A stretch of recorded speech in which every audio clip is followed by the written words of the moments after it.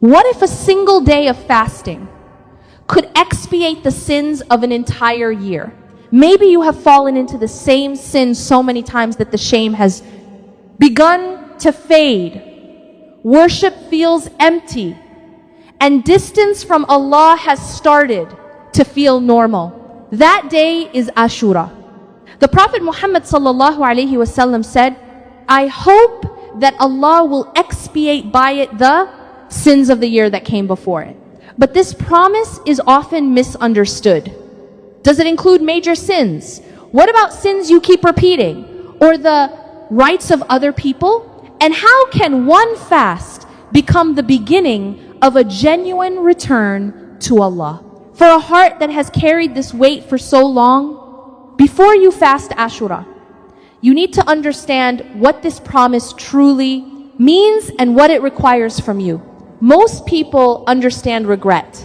You did something wrong. You felt bad. You moved on. But there is another kind of weight that does not work that way. It is the weight of repetition. You sinned. You repented. You promised yourself it would not happen again. And then it happened again and again. And somewhere along the way, you stopped being surprised by it. And that is when something changes in the heart. Not dramatically, quietly.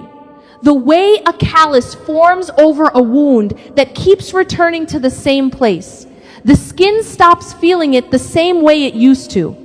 That is what long-term shame does. It does not stay sharp. It spreads into a kind of flatness, a spiritual dullness, where the things that used to move you do not move you anymore, where prayer feels like going through motions, where the Quran lands without the depth it once had, where the closeness to Allah you remember from better seasons feels like something from another life. Have you felt that? Not the sharp pain of a fresh mistake, the dull heaviness of a pattern that has been running so long it started to feel like part of who you are. And here is what makes that particular weight so dangerous. It produces a lie, a quiet one, that grows slowly in the background, that sounds like this. Allah is tired of you. You have been here too many times.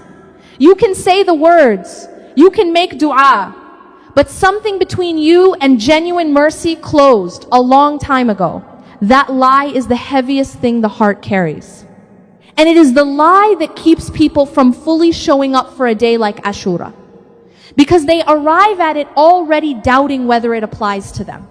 Already wondering if the promise is for someone with a cleaner record. Someone who has not repeated the same cycle as many times as they have. And so they fast. But they do not fully receive. Not because the mercy was not available. Because the lie was still sitting in the way. So before we talk about what the fast does, we need to address the lie directly. Because everything depends on whether you believe what Allah actually says about the person who keeps coming back. And what He says is not what the lie sounds like. Not even close.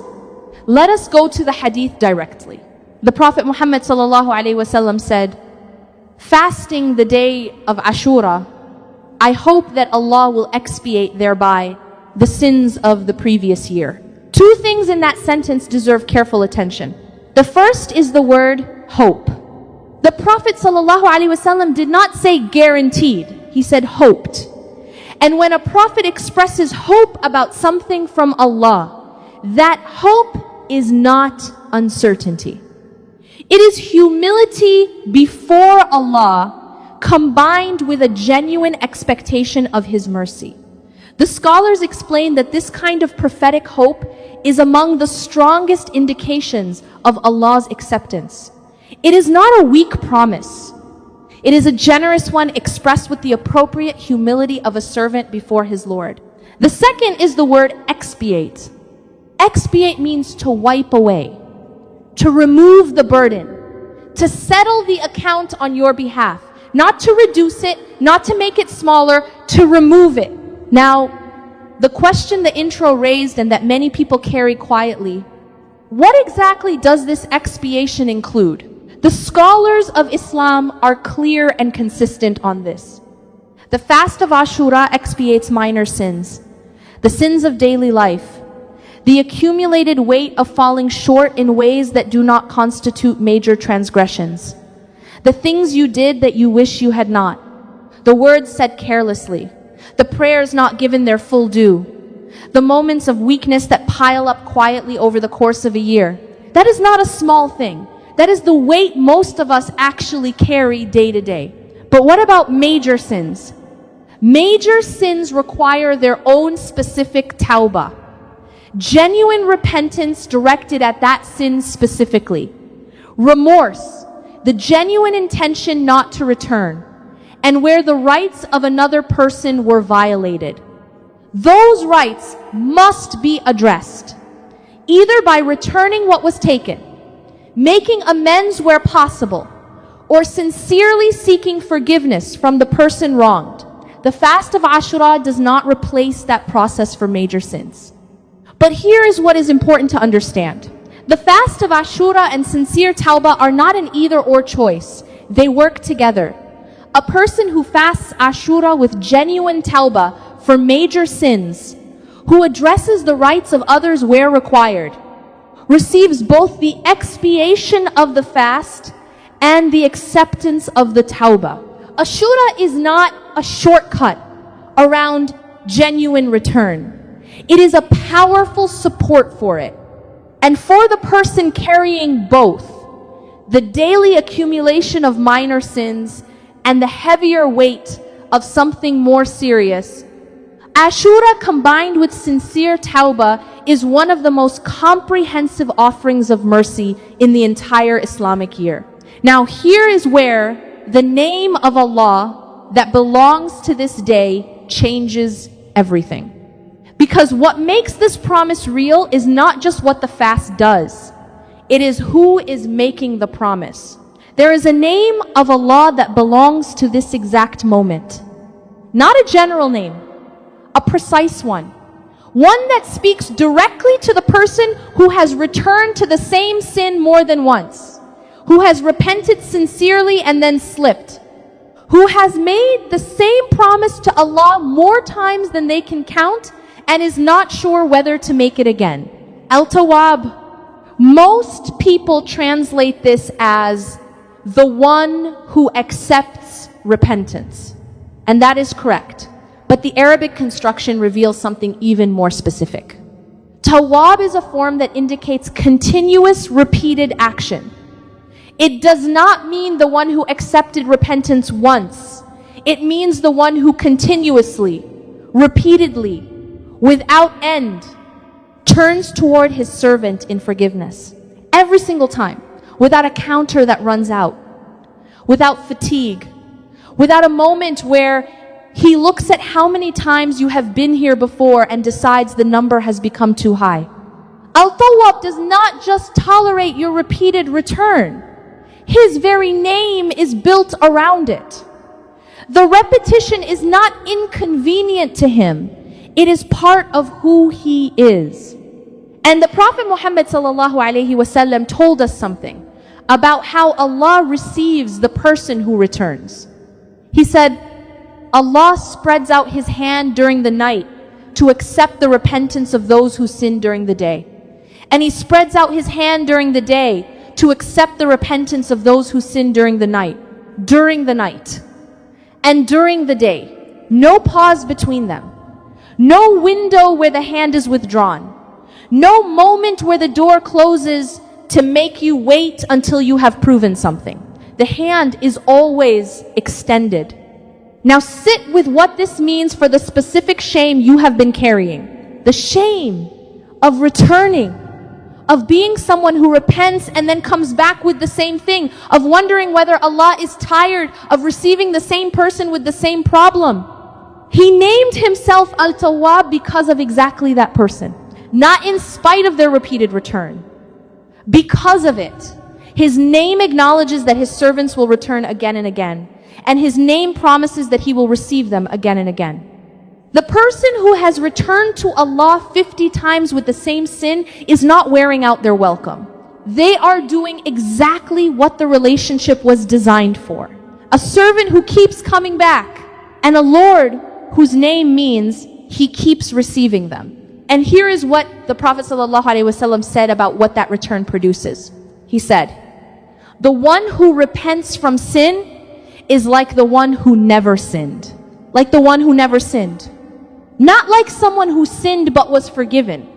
Like someone for whom the sin never existed in the first place. That is who you become when you turn back sincerely. Not a reformed sinner with a complicated history. Someone for whom that chapter has been completely closed, sealed, removed from the record entirely. And the fast of Ashura is how you reach out to receive that. It is the hand you extend toward the hand that was always already extended towards you. So what does fasting Ashura actually do? Not in a technical sense, in a real lived sense, for a heart that has been carrying weight for a long time, because there is a difference between doing the fast and receiving what the fast is designed to give. And that difference comes down to one thing: awareness. The Prophet Muhammad ﷺ did not fast Ashura mechanically. He fasted it with full knowledge of what this day meant, why this day specifically, what happened on it, who he was connecting himself to by observing it, and what he was expressing to Allah through the act of fasting. And when the fast is approached with that same awareness, something happens that does not happen when it is approached as just another day of not eating. The fast becomes a conversation, not words, an act, a physical expression of something the heart is saying to Allah. Think about what genuine hunger actually feels like. It is present. It cannot be ignored. It reminds you every hour that something is missing, that you are in need, that you are dependent on something outside yourself to fill what is empty. And that is precisely the spiritual posture that opens a heavy heart. When you choose not to eat, not out of routine, but out of genuine reaching toward Allah.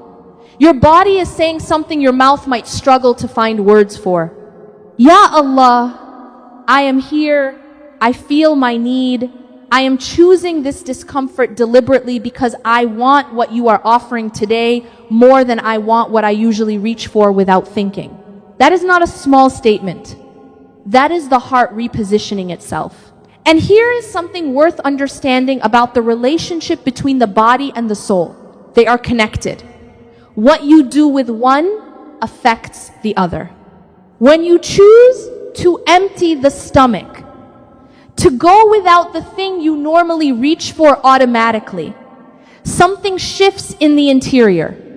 The defenses that shame builds over time, the protective layer of numbness that a hardened heart develops, they soften. Not because fasting is a psychological technique, because fasting is an act of submission, and genuine submission softens what pride and self-protection harden. And a softened heart, an open heart, a heart that is genuinely feeling its need rather than numbing it. That is the heart that receives.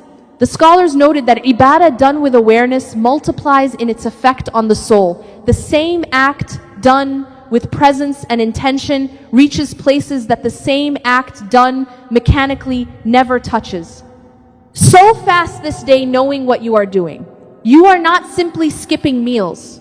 You are reaching with your whole body toward Al-Tawwab, who is already reaching back, and what meets in that space between your hunger and His mercy is the beginning of something the heavy heart has been waiting for. Here is something that does not get talked about enough. The shame is not the only problem.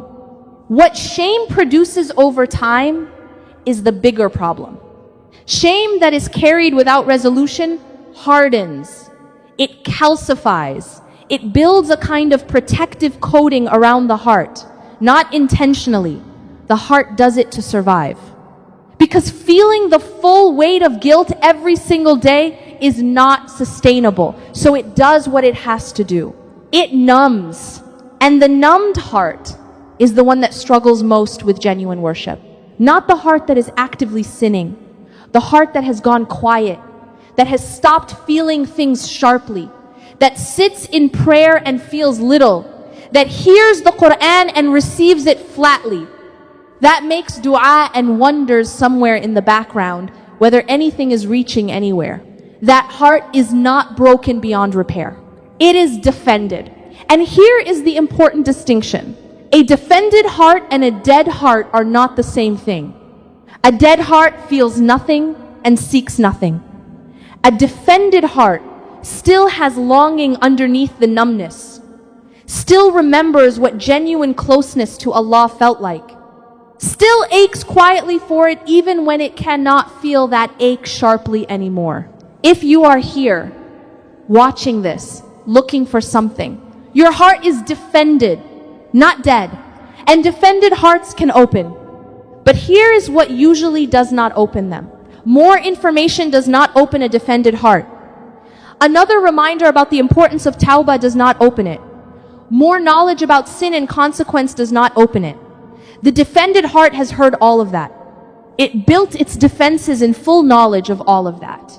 What opens a defended heart is not more input going in. It is something being emptied out. And this is where the fast of Ashura reaches something that ordinary reminders cannot reach. Physical fasting creates a genuine emptiness, a real felt lack, something the body cannot ignore and cannot fill on its own. And that physical emptiness mirrors what needs to happen spiritually. When the stomach empties, the heart follows. Not automatically, but when the fasting is done with awareness of what is happening, when the hunger is allowed to speak, when instead of distracting from the discomfort, you sit with it and let it remind you of your need, something opens. The layer of numbness that shame built softens. The flatness that long-term guilt produces begins to lift. The longing that was buried under layers of repeated failure and accumulated shame starts to surface again. And when it surfaces, when that genuine longing for Allah breaks through the defended surface, that is the moment the mercy of Ashura can fully enter. Not into a heart that has performed openness, into a heart that is genuinely open, that emptied itself physically and found that the spiritual emptiness underneath was waiting to be filled all along. That is what the fast does. It does not just remove sins from the record. It reaches the part of the heart that had stopped believing the record could be cleaned. There is a shift that happens when a person truly receives what Ashura is offering. It is not always dramatic. It does not always arrive as a flood of emotion the moment Maghrib comes in. Sometimes it is quieter than that. More like something heavy being put down than something being dramatically lifted. But the shift is real. And the shift is this. You stop being the person defined by your pattern. And you become the person who returned to Allah again and was received again. Those two identities feel completely different to live inside. The first is trapped. It looks backward constantly. It measures everything by the worst moments. It carries the accumulated weight of every return to the same failure as evidence of something permanent and unfixable about who you are. The second is in motion. It is oriented toward Allah. It is defined not by where it fell, but by the direction it keeps choosing to face after falling. And here is the truth that Ashura makes real in a way that ordinary days cannot. The person who returns to Allah after the same sin for the 10th time is not weaker than the person who returned only once. They are more practiced in the most important movement a human soul can make. The return. Think about what the Prophet Muhammad ﷺ said about this.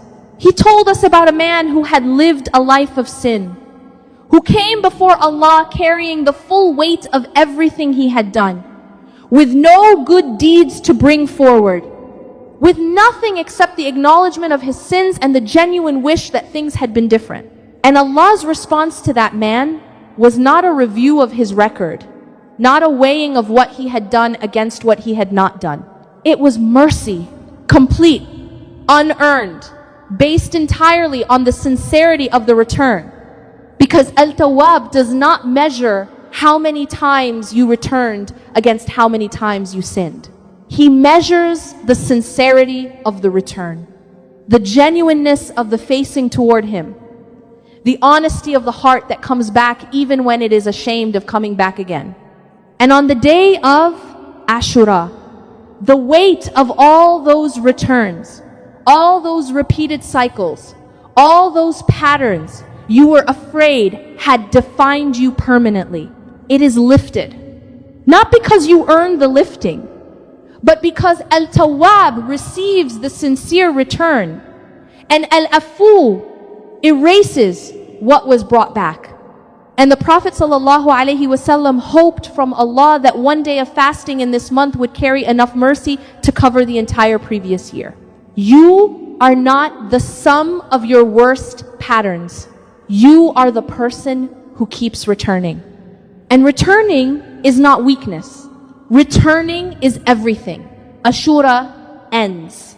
The sun sets, you break your fast, the day folds into the evening. And now what? Because here is the thing about genuine spiritual release. It needs to be protected, carried forward deliberately. Because the same environment that fed the old pattern is still there. The same triggers, the same situations, the same moments of weakness that started the cycle in the first place. They did not disappear with the setting sun. And when they show up again, and they will show up again, the response that keeps what Ashura opened from closing again is not shame. It is remembrance. Remembrance of what happened today, of what was received, of who Al-Tawwab is and what His name actually means, of the hand that was extended and the hand that reached back.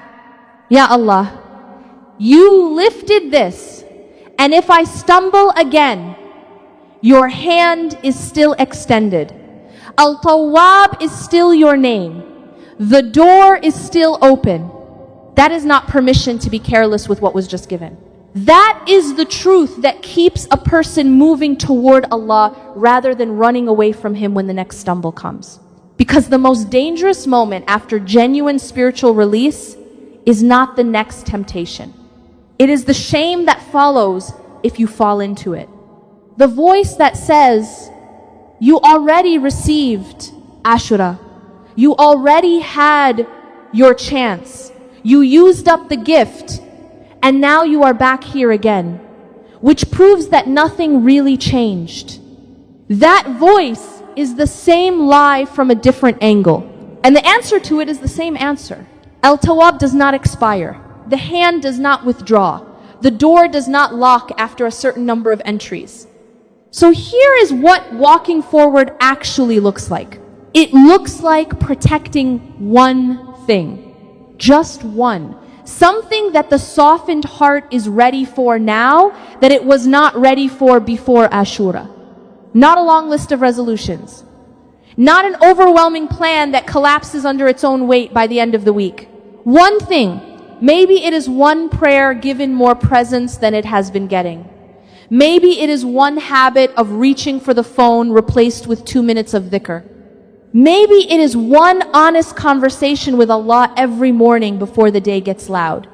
Maybe it is simply deciding that the next time the familiar temptation arrives, you pause before you reach. Just a pause.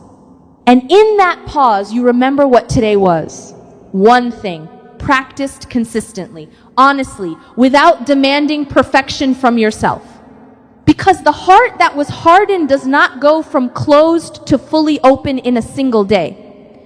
It opens gradually, through small, genuine acts of worship repeated over time. Through choosing repeatedly to face Allah rather than run from Him when shame arrives. And each small choice builds on the last. The fast of Ashura opened the door. What you do in the days and weeks after determines how far you walk through it. So walk through it, not perfectly, not without stumbling, not with a guarantee that the old pattern will never appear again, but in the right direction, facing Allah, one honest step at a time. And when you fall, which is human, which will happen, you already know what to do. You return, because that is who you are now. Not the person defined by the pattern, the person who knows how to return. We have covered a lot today. Let me leave you with 3 things, simple ones worth carrying. The first, the shame of returning to the same sin is not evidence that you are too far gone. It is evidence that you are still human. Al-Tawwab named himself for exactly you. The one who continuously turns toward the servant who continuously returns, that is not a problem he tolerates. It is a relationship he named himself after. The second, the fast of Ashura expiates the sins of the previous year. The Prophet ﷺ hoped this from Allah. And when a prophet hopes something from Allah, that hope carries the full weight of divine mercy behind it. Fast this day with awareness of what you are receiving, combined with sincere tawbah for anything that requires it. And trust that what feels permanent about your heaviest mistakes is being addressed by the most generous Lord that has ever existed. The third, you are not the sum of your worst patterns. You are the person who keeps returning to Allah and returning even imperfectly, even with shame.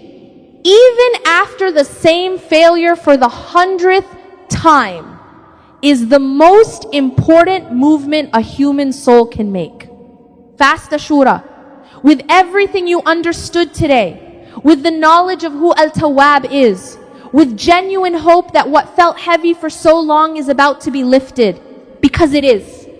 And before we close, let me make dua for you, for me, for every heart that came here today carrying the weight of a pattern they were afraid had defined them permanently.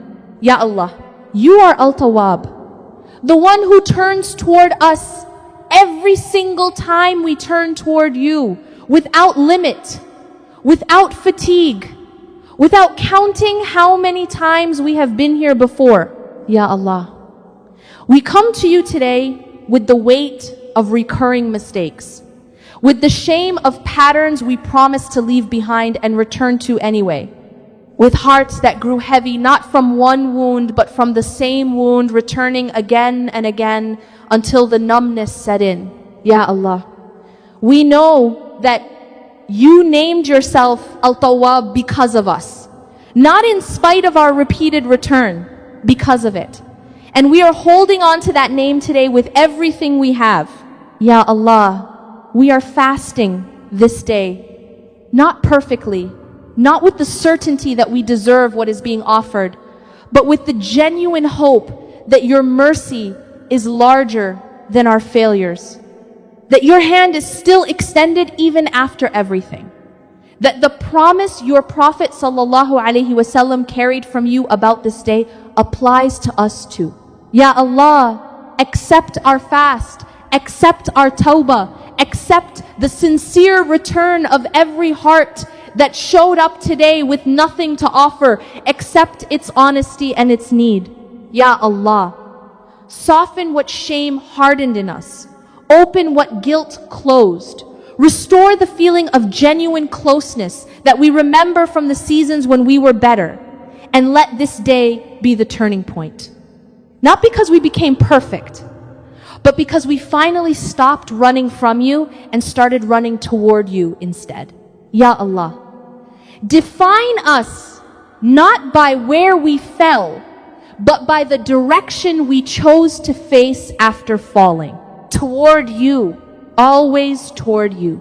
Ameen. If something in this reminder reached you today, if the weight you carried into this feels even slightly different now, fast Ashura, with awareness, with tawbah, with genuine hope, and share this with someone whose heart has been heavy for too long. Someone who needs to know that the door is still open, that the hand is still extended, that it is not too late. Leave a word below. Tell us where you are watching from. Or simply say Alhamdulillah. And if you want more reminders like this, stay with us. Subscribe so the next one finds you